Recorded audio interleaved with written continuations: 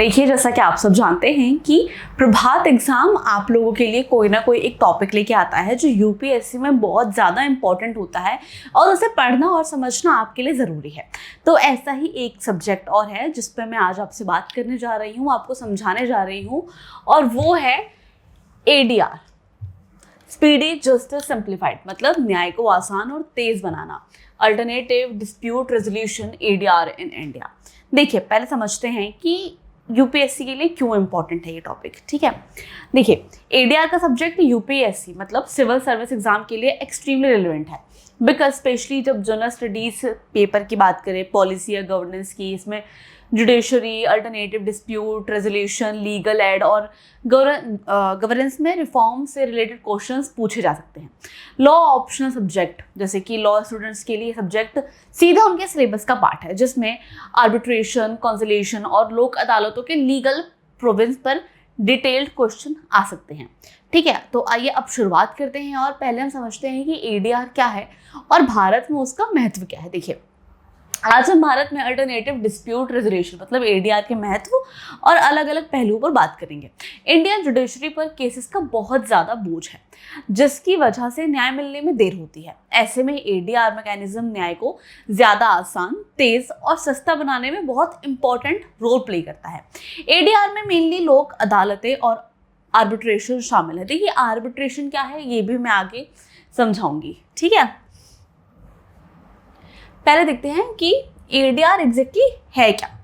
Alternative dispute resolution, ADR का सीधा सा मतलब है कि अदालत के बाहर विवादों को सुलझाने के तरीके। जब दो या दो से अधिक लोग या संस्थाओं के बीच कोई झगड़ा या मतभेद होता है तो अक्सर वो उसे अदालत में ले जाते हैं। लेकिन एडीआर एक ऐसा तरीका है जिसमें वो बिना कोर्ट कचहरी के झंझट में पड़े आपस में मिलकर या किसी तीसरे निष्पक्ष व्यक्ति की मदद से अपने विवाद को हल कर सकते हैं। ठीक है, अब देखिए इसके तरीके क्या क्या हैं उस पर बात करते हैं। पहला है मेडिएशन।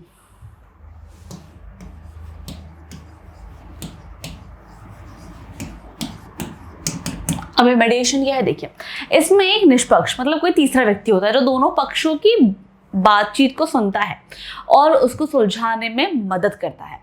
ये कोई फैसला नहीं देता, ये कोई फैसला नहीं सुनाते हैं, बल्कि कोशिश करते हैं कि दोनों पक्ष आपस में ही समझ जाएं चीज़ों को और अपना जो मैटर है वो सॉर्ट आउट कर ले। ठीक है, अब तीसरा है सुलह होना।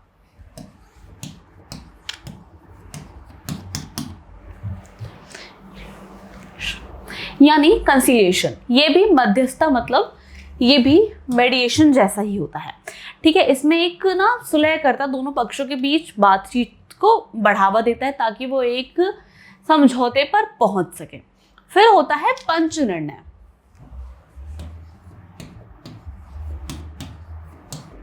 देखिए, जब पहले जमाने में कोर्ट कचहरी नहीं होते थे तब तो ऐसे ही फैसले होते थे ना कि गांव में पंच बैठते हैं, कोई झगड़ा हो गया तो उसको सॉर्ट आउट करते थे, दोनों पक्षों की बात सुनते थे, रखते थे, और जो गलत होता था उसके लिए कभी ना कभी कोई ठोस कदम भी उठाया जाता था। ठीक है, अब देखिए ये तो हो गया। अब बात करते हैं पंच निर्णय की। इसमें दोनों पक्ष अपने विवाद को एक या एक से अधिक पंचों के पास ले जाते हैं। पंच विवाद को सुनते हैं और फिर एक फैसला देते हैं जिसमें दोनों पक्षों को मानना पड़ता है। यह अदालत के फैसले जैसा ही होता है, लेकिन प्रक्रिया थोड़ी कम मतलब कि डिफिकल्ट नहीं होती और प्रोसेस जो है वो तेज होता है। उसके बाद होती है बातचीत।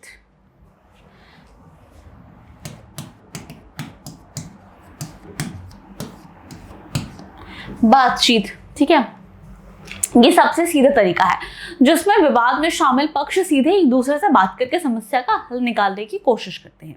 अब अगर हम बात करते हैं कि एडीआर के फायदे क्या है, सबसे पहला तो है कि तेज है और सस्ता भी होता है।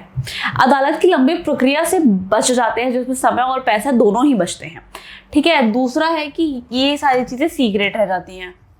होता है ना कि कभी कोई बात हो गई है, फैमिली के बीच में कुछ हो गया है या आस पड़ोस में कुछ हो गया है तो लोगों तक बात नहीं जाती है।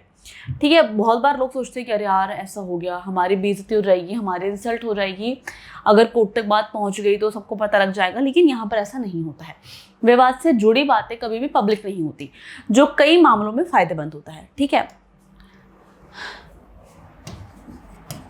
फिर अब बात करते हैं लचीलापन, मतलब स्मूथनेस से सारी चीज़ें हो जाना, ठीक है, इसमें विवाद सुलझाने के तरीकों को पक्षों की जरूरत के हिसाब से ढाला जाता है। उसके बाद संबंधों का बचाव भी होता है। अक्सर एडीआर के जरिए लोग अपने रिश्तों को खराब होने से बचा पाते हैं, क्योंकि इसमें आपसी सहमति पर ज्यादा जोर दिया जाता है। और यहाँ पे जो काम है ये थोड़ा कम, मतलब ये थोड़ा कम स्ट्रेस देता है, कम तनावपूर्ण होता है। अदालतों की तुलना में यह प्रक्रिया कम तनावपूर्ण होती है। अगर हम देखिए सीधा सीधा और थोड़ा इसको अगर एक लाइन में समझने की कोशिश करें तो मैं बताती हूँ। देखिए, एडीआर विवादों को शांतिपूर्ण, तेज और सस्ते तरीके से सुलझाने का एक ऑप्शन है। ठीक है, आइए आगे बढ़ते हैं। अब आप लोगों को समझ में आ गया होगा ना कि एडीआर क्या होता है। अब देखिए, अब बात करते हैं लोक अदालत, डेफिनेशन और लीगल फ्रेमवर्क। ठीक है, देखिए इसकी डेफिनेशन क्या आती है कि गांधीवादी प्रिंसिपल्स पर बेस्ट इन्फॉर्म जुडिशियली प्लेटफॉर्म है। इसका लक्ष्य क्या है? डिस्प्यूट्स को शांति से सॉल्व करना। लीगल फ्रेमवर्क क्या है? लीगल सर्विसेज अथॉरिटीज एक्ट 1987 के तहत एक कानूनी मान्यता है। इसका डिसीजन सिविल कोर्ट के फैसले की तरह बाइंडिंग है। ठीक है, आइए अब इसको एक बार ना डिटेल में समझते हैं। देखिए, लोक अदालत जैसे कि नाम से ही क्लियर है, लोगों की अदालत, ये गांधीवादी प्रिंसिपल्स पर बेस्ड एक इनफॉर्मल जुडिशियल प्लेटफॉर्म है जहां डिस्प्यूट्स को शांति से सॉल्व किया जाता है। अब ये तो हो गया एक्सप्लेनेशन।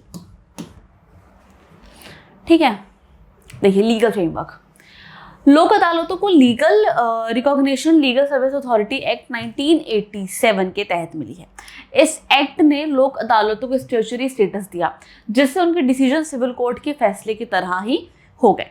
ठीक है, अब लोक अदालत के टाइप्स भी होते हैं, परमानेंट, मोबाइल, नेशनल, मेगा लोक अदालतें।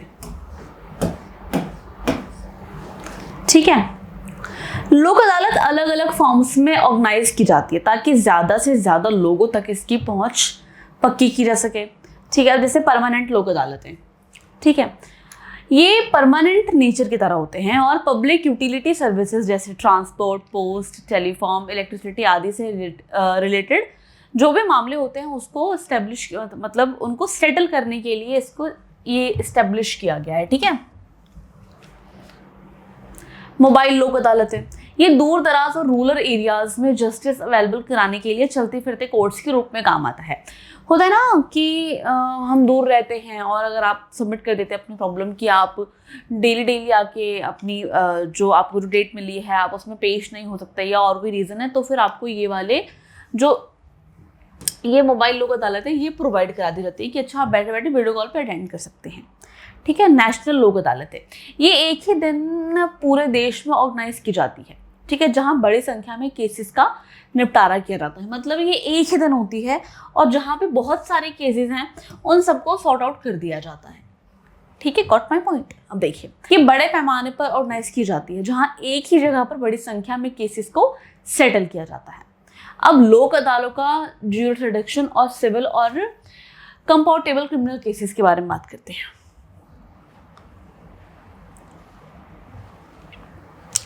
ठीक है, यहाँ पे बात है कि कौन से जो केसेस हैं वो लोक अदालतों में जाते हैं। Civil cases, compoundable criminal cases, ठीक है, जो केसेस एंटरटेन नहीं होते हैं।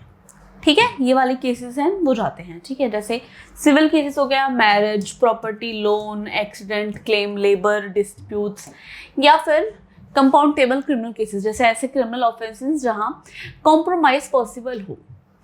ठीक है, कंपाउंडेबल क्रिमिनल केसेस मतलब जहाँ पर कॉम्प्रोमाइज करके चीज़ें ठीक हो सकती हैं। ठीक है, नॉन कंपाउंडेबल क्रिमिनल ऑफेंसेस जैसे मर्डर, रेप, ये गंभीर क्राइम होते हैं। ठीक है, देखिए लोक अदालत कुछ ऐसे क्रिमिनल केसेस को भी सेटल कर सकती है जहाँ ऑफेंस कंपाउंडेबल होते हैं, यानी विक्टिम और एक्सक्यूज्ड के बीच कॉम्प्रोमाइज पॉसिबल होता है। अब बात करते हैं कि कौन से क्रिमिनल केसेस लोक अदालतों द्वारा एंटरटेन किए जाते हैं। देखिए, लोक अदालत केवल उन क्रिमिनल केसेस को एंटरटेन कर सकती है जो इंडियन पीनल कोड या किसी और लॉ के तहत कंपाउंडेबल डिक्लेयर किए गए हैं। फॉर एग्जांपल, माइनर इंजरी या मानहानि या क्रिमिनल ट्रेसपास वगैरह। इन केसेस में पार्टीज कोर्ट की परमिशन से या बिना परमिशन के भी कॉम्प्रोमाइज कर सकती हैं। ठीक है, अब केसेस जो लोक अदालतों द्वारा एंटरटेन नहीं किए जाते। ठीक है, लोक अदालत उन केसेस को एंटरटेन नहीं कर सकती जो नॉन काउंटेबल होते हैं, कंपाउंडेबल होते हैं, सॉरी। या सीरियस ऑफेंस होते हैं जिसमें सोसाइटी के अगेंस्ट ऑफेंस शामिल होते हैं और प्रॉपर्टीज के बीच कॉम्प्रोमाइज करने की परमिशन नहीं होती। फॉर एग्जांपल मर्डर है या फिर रेप है, डकैती है, किडनैपिंग है, सीरियस इंजरी कॉज है, ये सारी चीज़ें, इन केसेस का निपटारा केवल रेगुलर क्रिमिनल कोड्स द्वारा ही किया जाता है। ठीक है, अब देखिए शुरू में जब मैं आपको एडीआर समझा रही थी तो उसमें ना एक वर्ड का मैंने यूज़ करा था, आर्बिट्रेशन। ठीक है, तो अब मैं आपको ये बताने जा रही हूँ कि एडीआर में आर्बिट्रेशन का क्या रोल है, ये इसका मीनिंग क्या है और इसका लीगल फ्रेमवर्क क्या है। ठीक है, देखिए इसका मीनिंग है डिस्प्यूट को एक इंडिपेंडेंट थर्ड पार्टी को सौंपना। ठीक है, आर्बिट्रेट बाइंडिंग डिसीजंस देता है। ठीक है, लीगल फ्रेमवर्क इसका है कि आर्बिट्रेशन एंड कंसिलिएशन एक्ट 1996 द्वारा रेगुलेटेड है। अब इंडिया को इंटरनेशनल आर्बिट्रेशन के लिए फेवरेबल बनाना। अब एक बार ना इसको आराम से समझते हैं। ठीक है, देखिए इसका मीनिंग और लीगल फ्रेमवर्क देखिए। आर्बिट्रेशन और कंसिलिएशन एक्ट 1996 आर्बिट्रेशन एडी का एक और इम्पॉर्टेंट फॉर्म है। यह है एडीआर का इम्पॉर्टेंट फॉर्म।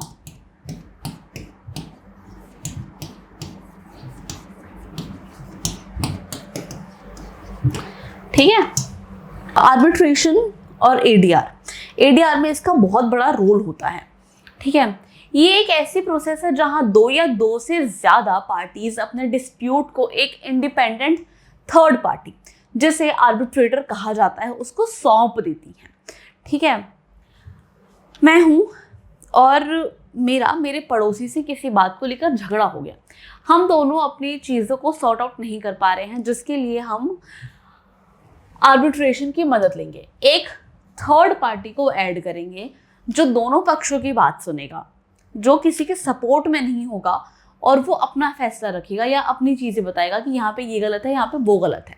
वो है आर्बिट्रेटर। आर्बिट्रेटर दोनों पार्टीज की दलीलें सुनता है और एक फैसला देता है, एक बाइंडिंग फैसला जो किसी के पक्ष में नहीं होता। अब इसका लीगल फ्रेमवर्क क्या है कि इंडिया में आर्बिट्रेशन को आर्बिट्रेशन एंड कंसिलिएशन एक्ट 1996 द्वारा रेगुलेट किया जाता है। ये एक्ट इंडिया को इंटरनेशनल आर्बिट्रेशन के लिए एक फेवरेबल डेस्टिनेशन बनाने के ऑब्जेक्टिव से बनाया गया था और यह United Nations international trade law commission model पर बेस्ड है। आर्बिट्रेशन को बनाया गया था ताकि अगर अब दो पक्ष फैसला नहीं ले पा रहे हैं तो तीसरा निष्पक्ष होकर दोनों की बात सुने और एक फैसला अपना रख दे। ठीक है, आर्बिट्रेशन के टाइप्स भी हैं। पहला तो इंस्टीट्यूशनल आर्बिट्रेशन, इंस्टीट्यूशनल जैसे आईसीए द्वारा managed. Ad hoc arbitration, parties खुद आर्बिट्रेट और रूल्स डिसाइड करती हैं। अब बात करते हैं ज्यूरिसडिक्शंस की। ये रहा ज्यूरिसडिक्शन, केवल सिविल मैटर्स जैसे बिजनेस, कॉन्ट्रैक्ट्स, इन्वेस्टमेंट, डिस्प्यूट्स। क्यों क्रिमिनल केसेस नहीं? मतलब public law nature, public policy और आर्बिट्रेटर के पास दंड देने का अधिकार नहीं है। ठीक है, आर्बिट्रेटर के पास दंड देने का अधिकार नहीं है, इसलिए क्रिमिनल केसेस नहीं लेते हैं, सिर्फ सिविल केसेस ही लेते हैं। देखिए मेनली दो तरह के होते हैं। अभी बताया मैंने इंस्टीट्यूशनल आर्बिट्रेशन। इसमें आर्बिट्रेशन की प्रोसेस एक रिकॉग्नाइज्ड इंस्टीट्यूशन,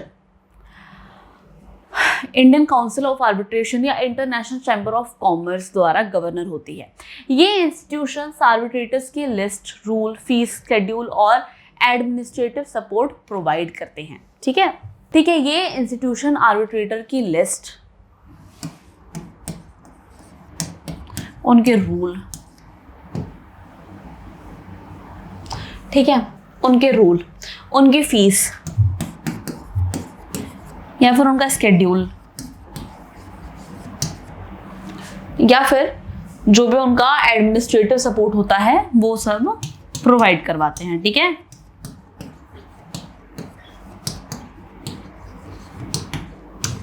और ये प्रोवाइड कौन करवाते हैं? Indian council of arbitration.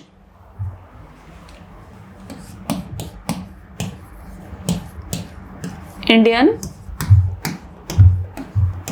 Council of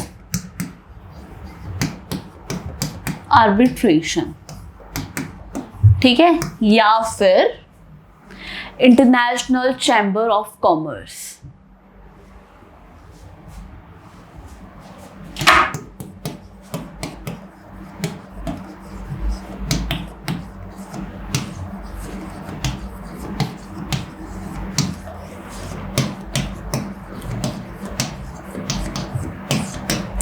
okay, ad hoc arbitration, इसमें पार्टीज खुद अपना आर्बिट्रेट सेलेक्ट करती हैं और उसको प्रोसेस के रूल्स पर सहमत और आर्बिट्रेशन के प्रोसेस के रूल्स पर सहमत होती है। इसमें किसी इंस्टीट्यूशन की हेल्प नहीं ली जाती है। अब अगर बात करते हैं आर्बिट्रेशन ट्रिब्यूनल्स का या ट्रिब्यूनल्स का जुरिसडिक्शंस केवल सिविल मैटर्स ही हैं, ठीक है। देखिए इनके सिविल ये सिर्फ सिविल केसेस तक ही लिमिट है। इसमें बिजनेस डिस्प्यूट्स, कॉन्ट्रैक्ट डिस्प्यूशन या इन्वेस्टमेंट डिस्प्यूट्स या फिर कंस्ट्रक्शंस वगैरह शामिल हैं। आर्बिट्रेशन ट्रिब्यूनल्स क्रिमिनल्स केसेस को क्यों हैंडल नहीं कर सकते हैं, ये एक बड़ा सवाल है कि ये क्रिमिनल केसेस क्यों हैंडल नहीं कर सकते हैं। तो देखिए क्रिमिनल केसेस पब्लिक लॉ के दायरे में आते हैं, जहां स्टेट सोसाइटी के अगेंस्ट किए गए ऑफेंस के लिए जस्टिस करता है। ये प्राइवेट पर्सन्स के बीच के डिस्प्यूट्स नहीं होते हैं। पब्लिक पॉलिसी या फिर क्रिमिनल जस्टिस सिस्टम का ऑब्जेक्टिव क्रिमिनल्स को पनिश करना और सोसाइटी में ऑर्डर बनाए रखना, ना कि केवल डिस्प्यूट्स को सेटल करना होता है, ठीक है। अब तक तो आप समझ गए होंगे कि आर्बिट्रेट क्या होते हैं। देखिए आर्बिट्रेट का डिसीजन एक कॉन्ट्रेक्चुअल डिसीजन होता है, जबकि क्रिमिनल केसेस में कोर्ट का डिसीजन पनिशमेंट या एक्टिवल या बरी करना होता है। आर्बिट्रेट के पास किसी को इम्प्रिजमेंट या कोई और पेनल्टी देने का राइट नहीं होता है। लोक अदालत, अब यहाँ पे ना एक बात समझने की जरूरत है आपको कि लोक अदालत और वर्सेस आर्बिट्रेशन ट्रिब्यूनल, ठीक है। तो देखिए आइए समझते हैं, सीधा अंतर है, ठीक है। देखिए लोक अदालत का मकसद होता है कि इसका मुख्य जो लक्ष्य होता है वो होता है समझौता करवाना। लोक अदालत का क्या मतलब होता है? समझौता करवाना, सीधा, ठीक है। ये लोगों को अपने विवादों को आपसी सहमति से सुलझाने में मदद करती है ताकि उन्हें कोर्ट कचहरी चक्कर ना लगाने पड़े। ये बहुत अनौपचारिक और दोस्ताना होती है। यहाँ माहौल ऐसा होता है कि लोग बिना किसी डर या दबाव के अपनी बात रख सकते हैं। अब इसका कानूनी आधार क्या है?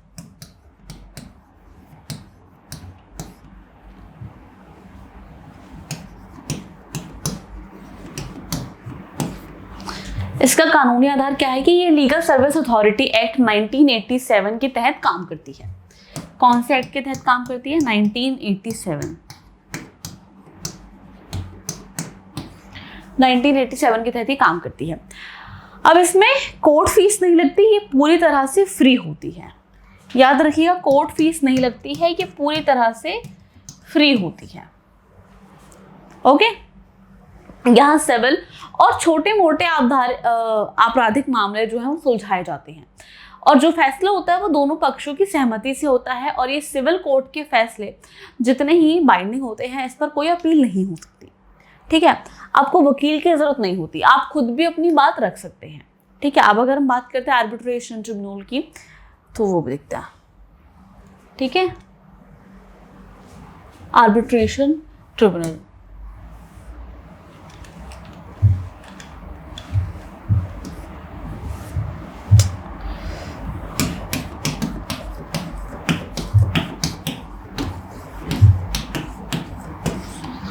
अब देखिए इसका क्या मीन होता है? इसका होता है कि विवाद का अंतिम और जो है वो फैसला हो वो निष्पक्ष हो, खासकर जब पक्ष आपस में समझौता नहीं कर पाते हैं। ये अर्ध न्यायिक होते हैं। इसमें एक या एक से अधिक पंच होते हैं जो मामले को सुनते हैं और अपना फैसला सुनाते हैं। ये आर्बिट्रेशन एंड कॉन्सिलिएशन एक्ट 1996 के तहत चलती है। वो 1987 के और ये 1996 के तहत चलती है, ठीक है। इसमें फीस लगती है जिसमें आर्बिट्रेटर्स की फीस और भी दूसरे खर्चे जो हैं वो शामिल होते हैं। ये मुख्य रूप से सिविल और कमर्शियल मामलों को सुलझाती है। आर्बिट्रेटर का फैसला निष्पक्ष होता है और इसे सिविल कोर्ट के आदेश की तरह ही लागू किया जा सकता है। इस फैसले को कुछ सीमित आधारों पर ही कोर्ट की चुनौती दी जा सकती है, जैसे अगर प्रक्रिया में कोई बड़ी गलती हो तो। इसमें आमतौर पर वकील ही पक्षों का प्रतिनिधित्व करते हैं। ठीक है, समझ गए आप लोक अदालत और आर्बिट्रेशन के बीच का अंतर। देखिए, अब हम बात करने जा रहे हैं नेशनल लीगल सर्विसेज अथॉरिटी की और स्टेट लीगल सर्विस अथॉरिटीज की। ठीक है, देखिए नेशनल लीगल और मतलब ये जो है नेशनल लीगल सर्विस अथॉरिटी और state legal service authorities India में लीगल एंड प्रोग्राम्स को इम्प्लीमेंट करने और लोक अदालतों के ऑर्गेनाइज करने में इम्पॉर्टेंट रोल प्ले करते हैं। ठीक है, अब हम अगर बात करते हैं कि नेशनल लीगल सर्विस अथॉरिटी की, तो ये कंट्री में लीगल सर्विस प्रोग्राम्स के लिए पॉलिसीज और गाइडलाइंस तैयार करते हैं। ये क्या करते हैं? लीगल सर्विस प्रोग्राम्स और गाइडलाइंस।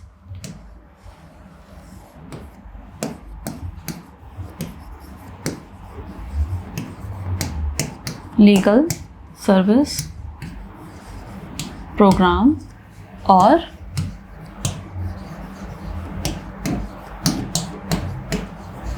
गाइडलाइंस। ठीक है, गरीबों और वंचितों को फ्री लीगल जो सर्विसेज प्रोवाइड करते हैं और लोक अदालतों के ऑर्गेनाइजेशंस को प्रमोट करता है। ठीक है, अगर हम वहीं अब देखते हैं कि स्टेट लीगल सर्विस अथॉरिटीज क्या होती है, तो ये स्टेट लेवल पर नेशनल लीगल सर्विस अथॉरिटी की गाइडलाइन को इम्प्लीमेंट करना, लोक अदालतों में ऑर्गेनाइज करना होता है। ठीक है, अगर अब हम वहीं बात करते हैं स्टेट लीगल सर्विसेज अथॉरिटीज की, तो ये इसकी नेशनल लीगल सर्विस अथॉरिटी की गाइडलाइंस को इम्प्लीमेंट करते हैं, लोक अदालतों को ऑर्गेनाइज करते हैं और एलिजिबल पर्सन्स को फ्री लीगल एड प्रोवाइड करते हैं। अब इंडियन जुडिशरी में एडीआर मैकेनिज्म के एडवांटेजेस क्या हैं, ये भी देखते हैं। आइए,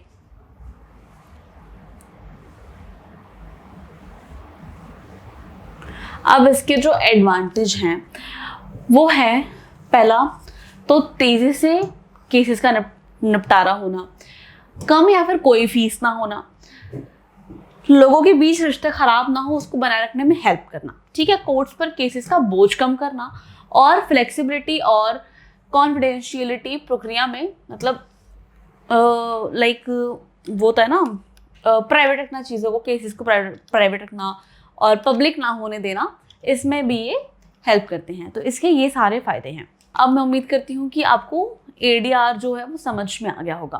ठीक है, फिर भी एक छोटा सा एक कंक्लूजन देना चाहती हूँ, समझाना चाहती हूँ कि एडीआर के थ्रू स्पीडी जस्टिस का वे फॉरवर्ड इंडिया में एडीआर मैकेनिज्म स्पेशली लोक अदालत और आर्बिट्रेशन जस्टिस सिस्टम को ज़्यादा एफिशिएंट, फ्लेक्सिबल और इफेक्टिव बनाने के लिए इम्पॉर्टेंट टूल है। ये जुडिशरी पर बढ़ते बर्डन को कम करने, क्विक और कॉस्ट इफेक्टिव जस्टिस प्रोवाइड करने और फ्रेंडली सॉल्यूशन को प्रमोट करने में इम्पॉर्टेंट रोल प्ले करते हैं। फ्यूचर में एडीआर मैकेनिज्म को और ज़्यादा स्ट्रॉन्ग और पॉपुलर बनाने के लिए कंटिन्यूस एफर्ट्स की ज़रूरत है, ताकि सभी सिटीजन्स को टाइम पर जस्टिस मिल सके। ये डेफिनेटली इंडिया में स्पीडी जस्टिस के लिए एक इम्पॉर्टेंट वे फॉरवर्ड है। ठीक है, अब मैं आपसे मिलूंगी नेक्स्ट टॉपिक पे, जो आपको बहुत हेल्प करने वाला है आपकी यूपीएससी के तैयारी के लिए।